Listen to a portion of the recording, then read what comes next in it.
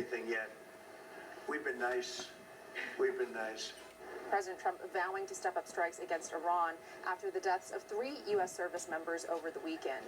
The president declaring the regime will have to pay many times over every time they kill an American soldier. The Department of War identifying these soldiers as Sergeant Michael Swindon, 30, of Fayetteville, North Carolina, Lieutenant Tyler Ian, 25, of Eva Beach, Hawaii, and Private Isabella Gonzalez, just 19, of Carrollton, Texas. President Trump saying Iran wants desperately to meet, but the U.S. isn't interested until the regime's ready to meet in a meaningful way.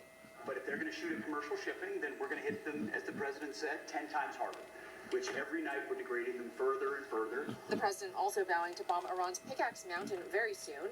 That's the heavily fortified underground complex near Iran's damaged uranium enrichment facility, where U.S. officials have said Iran may have moved their nuclear centrifuges. Yeah, it doesn't mean anything unless they have the material. They don't have. We follow the material. We'll be hitting that area pretty soon, and very heavily. And the president saying the U.S. will take care of things in the Red Sea if Yemen's Houthis impose a blockade on energy exports coming from Saudi Arabia. That's after the Houthis' armed forces announced a maritime embargo against the Saudis. They've had no problem with us for a long period of time, including during this conflict. I think that if there is something like that, we'll just have to take care of business. This comes as President Trump welcomes Lebanese President Joseph Aoun to the White House to discuss ways to implement the trilateral framework. That's the U.S.-backed deal between Lebanon and Israel that was recently signed in June. The agreement aims to expand the Lebanese army's control in the south, reduce Hezbollah's military presence, and pave the way for a phased Israeli withdrawal from Lebanese territory. I think, Mr. President, this will be your legacy. It's about time for Lebanon and for the whole region to be stable and secure. And I know your vision is peace, your vision is stability. President Trump saying he will attend the dignified transfer of these fallen U.S. troops at Dover Air Force Base in Delaware to pay his respects. Reporting from the White House, Mario to NTD News. And the U.S., Lebanon, and Israel have begun a pilot program to help Lebanon secure more of its territory from the Hezbollah terrorist group. But the situation remains tense, as Israel says it fired warning shots after Lebanese troops crossed into an area that wasn't agreed upon. NTD's Jason Perry has more. The Lebanese army on Tuesday seen operating in southern Lebanon. This comes as Israel said the Safe Zone pilot program started this week. According to the U.S. Department of State, the pilot program says that U.S. forces are working with Lebanese and Israeli forces to assist the Lebanese army to gain more control of southern Lebanon, a part of the country known to be a stronghold for the Iran-backed Hezbollah terrorist group, which has vowed to destroy the state of Israel. Israeli forces recently established their own security zone while battling the Iran-backed group, and through coordination with Israel and the United States Central Command, the Lebanese army is taking control of certain areas. A displaced Lebanese resident said he was waiting for Lebanese troops to tell him he was allowed to return home. So far, as we've been told, the engineering regiment hasn't finished yet because there are explosive devices and unexploded ammunition. It seems that things won't be resolved neither today nor tomorrow. And the situation remains tense as Lebanon tries to gain control of more of its territory. On Tuesday, Israeli forces said they fired warning shots in the air after Lebanese troops crossed approximately 160 yards into a security zone that Israel said was not part of the pilot area. Israel warned Lebanon that its troops could be in danger if they deviated from the agreed-upon areas without prior coordination. The joint operations going on as Lebanon's president, Joseph Aoun, met with President Trump at the White House, where they discussed the security situation in Lebanon. Secretary of State Marco Rubio previously saying what he thinks will happen after that meeting. And I think President Aoun will be able to return to Lebanon and say to the people of Lebanon that he is the one that's getting positive results for the people. All Lebanese, including Christians, Sunni, and Shia, and Bedouin, and Druze, all the people of a very diverse country, not Hezbollah, not Iran. He is the legitimate government. He is who we're going to work with, and that government is the government that should be in charge of that country. Rubio says the way to defeat Hezbollah is by defeating them and replacing them with a government that is strong enough to be the sole source of arms in the country. Jason Perry, NTD News. And in the Senate today, War Secretary Pete Hegseth and Joint Chiefs Chairman General Dan Kane defended President Trump's $67 billion supplemental funding request. The administration warns that without the money, the military could be forced to reduce training and delay replenishing its weapons stockpiles. NTD's Chris Bob reports. We know the best way to create peace is to prepare for war, to deter it. And that's exactly what the Department of War is doing, building a force so capable that it would be absurd for anyone to challenge it. War Secretary Pete Hegseth urging senators Tuesday to approve more than $67 billion in supplemental funding for the Department of War. The request includes $21 billion for military readiness and $46 billion for advanced capabilities. The money would support troop pay, training, fuel, forward deployed forces, and equipment used in recent operations. Without these funds, we face critical shortfalls that threaten our ability to also simply pay our service members, rapidly replenish equipment and munitions, and sustain vital operations without disruption. Joint Chiefs Chairman General Dan Kane warns that America's adversaries are sharing intelligence, weapons, and technology as the speed of warfare continues to increase. The United States military is America's greatest insurance policy, and I acknowledge all of us find it difficult at times to pay for insurance before we need it, but we must have insurance before the storm comes. Appropriations Committee Chair Susan Collins says lawmakers may disagree over the Iran war, but the Department of War still faces bills and urgent military requirements. Congress has the responsibility to ensure that they have the tools, the training, and the support that they need to accomplish their missions. Louisiana Senator John Kennedy pressed the administration on what ending the operation would mean. This is serious as 4 heart attacks and a stroke. Now, what happens if we come home and end the blockade to the world? The likely outcome is they would try to impose their will on the waterways in ways that the world would not like. Call it a toll, call it a fee, call it an exchange, call it control. They would do something that they would try to hold it at issue. This is a regime hell-bent on nuclear ambitions. The hearing also produced a new estimate of the war's cost. Illinois Senator Dick Durbin asked Hegseth how much the conflict has cost through its 5th month. The estimate we have as of today is $37.5 billion. Hegseth says the estimate includes some anticipated military pay and operation costs through September 30th. He also warns that military training could be reduced if Congress does not approve additional funding. House and Senate appropriations must now turn the request into legislation. Chris Bob, NTD News. Stopping improper payments before they leave government accounts. The Treasury Department says it has launched a new safeguard to prevent federal payments from going to deceased individuals. The move, part of President Trump's effort to combat waste, fraud, and abuse. Treasury says the new verification system has screened more than 885 million federal payments worth nearly $3 trillion. The process identified more than 4,900 payments totaling nearly $100 million that were linked to deceased recipients. Those payments were returned to federal agencies for review before any money was sent. Treasury Secretary Scott Bessent says the new system strengthens protections for taxpayer dollars, and it ensures that government payments reach their intended recipients. This is part of what President Trump calls his common sense agenda. It's common sense. And President Trump issued an executive order for us to be able to go to the do not pay, to have it interact with the Treasury payment systems. And as a result, so far we've saved about $100 million, payments that didn't go to deceased people and would have gone out. We think that there's up to $350 million that we can stop before the end of this year, and that goes along with the Vice President's task force on eliminating waste, fraud, and abuse in the government. The GAO estimates that it might be, this number might be up to $500 billion, which is about 1.66% of GDP. The Treasury Department says the program was expanded after President Trump signed the Ending Improper Payments to Deceased People Act that was signed earlier this year. And in a related story, more than $1 billion in Medicaid payments to California and to Minnesota have been frozen due to suspected fraud. The Department of Health and Human Services is demanding valid documentation for those funds HHS Secretary Robert F. Kennedy Jr. They gonna says like this is that, part of man. a new aggressive strategy to stop fraud before it happens. NTD correspondent Jason Blair reports.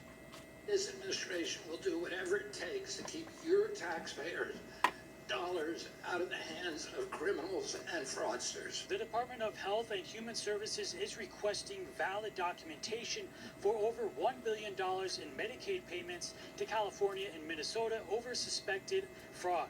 The payments have been paused while the verification process plays out. And if we suspect fraud, you will not receive taxpayer dollars until you prove that those payments are legitimate. The totals are approximately $867 million in California and $199 million in Minnesota. It's very, very difficult for anyone on any part of the political spectrum to think it makes sense to throw money away, especially since we think there are foreign multinational organizations involved. The HHS says their strategy is now focused on fraud prevention. Our job is not just to catch the bad guys. Our job is to stop the fraud before it happens. HHS Inspector General T. March Bell cited a Government Accountability Office estimate saying that roughly 20% of taxpayers work an entire year just to pay money that ends up stolen by fraud. 1 in 5 of you in this room will work all year, or was working all year, to pay taxes that were stolen. Andrew Ferguson, the vice chairman of the White House Task Force to Eliminate Fraud, shared the Trump administration's two-pronged strategy. We have to switch from the process of letting money flood out the door from the federal government into the world and then chasing it and hope we can get some of it back. The second prong that we talk about is making sure that people who commit fraud go to jail. Dr. Oz says Minnesota has provided some documentation related to the fraud and is now being evaluated. Reporting in Washington, D.C., Jason Blair, NTD News. The state of New Jersey has found some 6,600 non-citizens on its voter rolls. Governor Mikey Sherrill says under 400 of them voted illegally. In June of 2023, nearly 3 years before I became governor, a serious software error in New Jersey's motor vehicle system led to the improper voter registration of what we believe to be roughly 6,600 people in our state. When New Jerseyans applied for a driver's license or identification at the MVC, they were asked if they wanted to register to vote. In the case of this error, some individuals indicated that they weren't citizens and weren't eligible to vote, but the software registered them anyway. Governor Sherrill says the software error was corrected in June of 2024, but it's unclear which elections may have been impacted. It's also unclear if the Murphy administration knew about the error. She calls the whole situation unacceptable and says her administration has launched a comprehensive investigation. New Jersey is currently working to remove anyone who is illegally registered from the voter rolls. The state is also ditching the software vendor in question, IDEMIA, and transitioning to another vendor.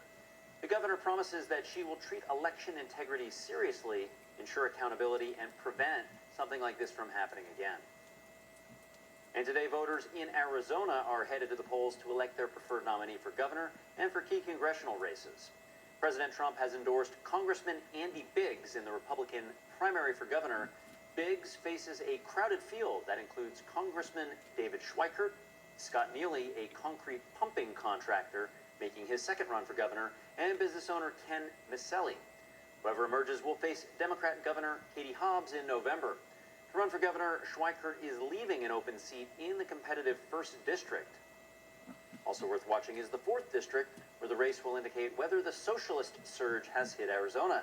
The Democratic primary pits progressive Kai Newkirk against the incumbent congressman, that's Greg Stanton. House Republicans again today sounding the alarm on the trend. And scarcity is not some accidental side effect of the system. Scarcity is actually the result. The Soviet Union promised equality, then delivered breadlines. It promised security, then built a society of surveillance and fear. It promised liberation, then trapped millions of people behind an iron curtain. That's where that road to communism leads. Yet the radical left is selling the same lie in America today. It's incumbent upon all of us to get the truth out there about the threats that we are facing as a country with these radical people that want to bring this horrific ideology here. U.S. and Mexican trade negotiators are starting 3 days of talks aimed at revising the North American trade agreement. This just 1 day after the U.S. imposed a 50% tariff on most goods from Canada. NTD's international correspondent Arian Pazdar has the story. U.S. representatives are meeting with Mexican counterparts this week, kicking off negotiations surrounding the U.S.-Mexico-Canada agreement. This marks the first formal discussions on changes to the agreement since the U.S. declined its extension earlier this month. Washington says the U.S. will leave the agreement within 10 years unless the three countries can agree on improvements, mostly to lower the unfair trade deficit. The start of the talks with Mexico comes just 1 day after the U.S. imposed a 50% tariff on most goods from Canada. Trade Representative Jameson Greer on Tuesday telling CNBC the new tariffs come in response to Canada retaliating against President Trump's so-called Liberation Day. That's when the president imposed reciprocal tariffs in April of last year, shortly after taking office. Of all the countries who retaliated against the United States, one was the People's Republic of China, and the other was Canada.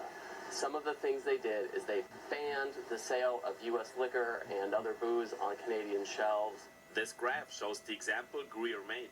On the left, you will see that the U.S. exported almost $500 million worth of wine in 2024. A year later, it was at only around $100 million, and we see similar decreases with distilled spirits and beers. Greer says unfair trade practices have also affected the auto industry, dairy, and more.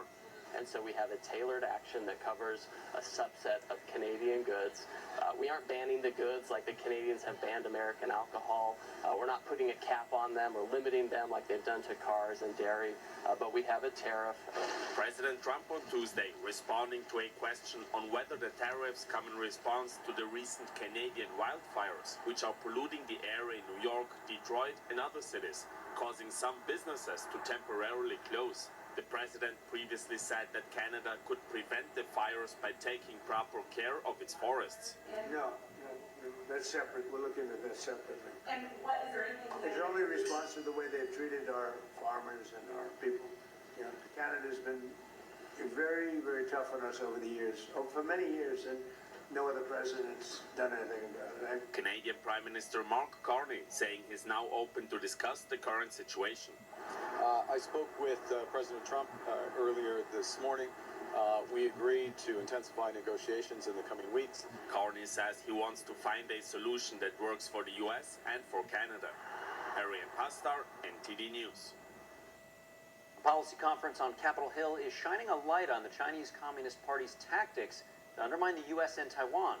Speakers point to the CCP's forced organ harvesting, cyber attacks, as well as social media influence campaigns. NTD's Jack Bradley has more from the Chinese Freedom and U.S.-Taiwan Security Forum. The adversary that I think we must be most prepared for, that we need to be most defending against in their future plans, is China. From forced organ harvesting to AI-driven cyber attacks, speakers on Capitol Hill say that the Chinese Communist Party's tactics extend beyond traditional warfare.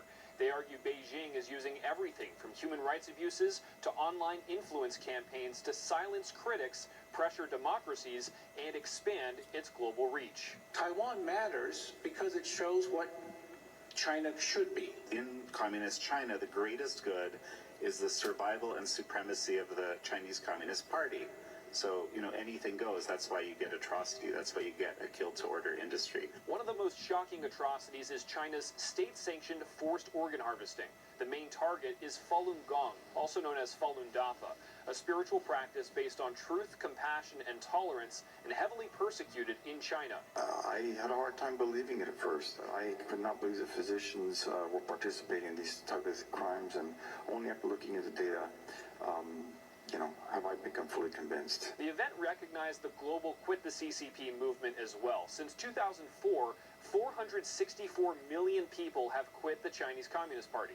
My family watched as police transferred her into criminal detention. Alyssa Zhou's mother was arrested by Chinese police back in April with a dozen other Falun Gong practitioners. Today, my family is not allowed to see her. Even her lawyer has been denied access. The event focused also on artificial intelligence, making cyber warfare easier and faster. What one individual could do today with AI would have taken a team just a few months ago, much less a few years ago. But panelists said that the challenge doesn't stop with hacking. They also say that Beijing is using social media and influence campaigns to quietly shape public opinion in democratic countries. They paid to key opinion leaders, maybe in IG, on Facebook, or in YouTube. They try to erode people's trust in United States. The speakers say that countering Beijing's influence campaigns requires a long-term strategy combining technology, public awareness, and stronger democratic messaging going forward. Jack Bradley, NTD News, Washington. Coming up, according to a new survey, more Californians oppose the state's zero-emission mandate. The plan is to reduce the number of gas-powered cars in the state. David Lamb has more. And the makers of some of the world's best-selling weight loss drugs are headed to court. The lawsuit focuses on how ads from Eli Lilly compare the company's weight loss drug to those from Novo Nordisk. Christina Corona reports. And how should museums be teaching American history? The White House report says the Smithsonian Institution is rewriting the American story and rejecting patriotism. Yeah. On stone, renowned for liberty. A call will ring out to end a persecution in China. And a march for those attacked for their beliefs. Watch our live special coverage of human rights champions and many others calling for an end to the persecution of Falun Dafa. Thursday, 11:30 a.m. Eastern, only on NTD. Appliances break down, home systems fail. Welcome back to NTD Evening News. I'm Kerry Dunst. The Food and Drug Administration saying it's continuing to investigate Taylor Farms amid the ongoing cyclosporosis outbreak linked to Taco Bell. The FDA saying it continues to believe that shredded lettuce supplied by the company is responsible. On July 18th, health regulators said that a sample of Taylor Farms' shredded lettuce from central Mexico tested positive for cyclospora. The FDA later determined that result to be a false positive. Mexico's health minister has said there is no evidence yet to suggest lettuce sourced from Mexico caused the outbreak. According to the CDC, more than 1,600 people infected with cyclosporosis have reported eating at Taco Bell's in Indiana, Kentucky, Michigan, Ohio, and West Virginia. Michigan's Department of Health and Human Services said it has detected over 6,000 cases in the state as of July 20th. And on the phasing out of gas-powered cars, a new survey found that the majority of Californians are opposing the zero-emission mandate. In less than 10 years, new cars are required to have no emissions to be sold in the state. NTD's David Lamb has reports. That ain't gonna 2 work. out of 3 California adults are opposing the state's Ain't gonna plan to work at all. ban new gas-powered cars. Governor Gavin Newsom has been pushing to go all electric. He signed an executive order requiring all new cars and passenger trucks sold in California to be zero-emission vehicles by 2035, pointing to air pollution. We spoke to several people in Silicon Valley to hear their thoughts. I think people should have a choice. Some people don't have time to, charge an electric car or find a place to do that easily. So, I don't know. I think we should be going that direction, but it's hard for a lot of people. If the charging grid is improved, then and if it's worthwhile, then yeah, I think it's better environmentally to phase out gas-powered cars. It's an ambitious goal, and I think it's a great goal to work towards. I just get concerned about people who may not be able to afford zero-emission vehicles. Right. So hopefully having a solution for that. Based on a poll by Public Policy Institute of California, only about half of Californians were against the ban back in 2021, but the numbers have changed since then. I find it surprising now considering the gas prices. Maybe because to mandate something. It maybe infringes on people's choice. Today, most Republicans, around 90%, and independents, 70%, are opposed, while Democrats are split. I think it's something we have to think about if we're looking towards being more conscious about more conscious about the climate. And yeah, I would go electric if I could.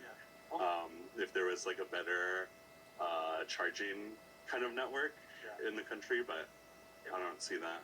The survey also found that although more than half of Californians want immediate action on reducing greenhouse gas emissions, they have somewhat mixed views about electric vehicles. David Lamb, NTD News, California. And a fight between two of the biggest names in weight loss drugs is now heading to federal court in New Jersey. Novo Nordisk is suing rival Eli Lilly. It's claiming its advertising misleads consumers about how the drugs compare. NTD's Christina Corona has more. Novo Nordisk, the Danish company behind weight loss drugs Wegovy and Ozempic, is taking Eli Lilly to court over its advertising for Zepbound and Mounjaro. At the center of the case is Lilly's advertising. John Kuckelman, the general counsel for Novo, told Bloomberg Tuesday, "What Lilly is doing with its advertising campaign is taking the highest dose of its medicine and comparing it to a lower dose of the Novo medicine. And then it is deceiving the people who see these campaigns into believing that the Lilly drug is greatly superior to the Novo drug." Novo claims Lilly is making its drugs look more effective by comparing the highest doses of Zepbound and Mounjaro to older, lower doses of Wegovy and Ozempic, even though newer, higher doses of Novo's drugs are now available. One of Lilly's television ads say people taking Zepbound lost an average of about 50 pounds compared to 33 pounds with Wegovy. Novo says that's misleading because the study didn't include Wegovy's newest 7.2 milligram dose, which the FDA approved earlier this year. However, the company says that higher dose showed nearly the same weight loss results. Novo says it sent Lilly a cease and desist letter earlier this year, but instead of pulling the ads, Lilly added what Novo calls an inadequate disclaimer. Now, Novo is asking a judge to order Lilly to stop running the ads, issue corrective advertising, and pay damages. Lilly says it stands by its advertising, calling it truthful, transparent, and backed by clinical trial data. Christina Corona, NTD News. Yeah, Up ahead, that's what RFK they said Jr. about the and Dr. Oz vaccine, announcing too. the federal government is pausing more than $1 billion in Medicaid payments to 2 states. We're going to break that down with Jeffrey Tucker, founder of the Brownstone Institute. And President Trump taking aim at U.S. reliance on China. The Pentagon rolling out tougher rules for defense supply chains. We'll tell you what's in the new executive order.